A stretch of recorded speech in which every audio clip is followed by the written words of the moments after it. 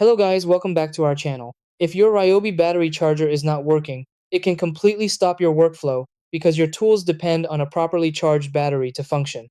This issue can show up in different ways: no lights on the charger, the battery not charging, or the charger failing to recognize the battery at all.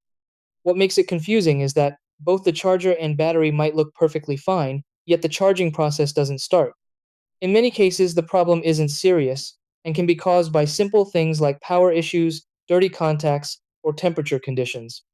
So, in this video, I'll guide you through the exact steps to fix your Ryobi battery charger and get it working properly again. Try these. 1. Check the power outlet and ensure the charger is receiving electricity. 2. Clean the battery and charger contacts to remove dust or dirt. 3. Allow the battery to reach room temperature if it is too hot or too cold. 4. Remove and reinsert the battery firmly into the charger.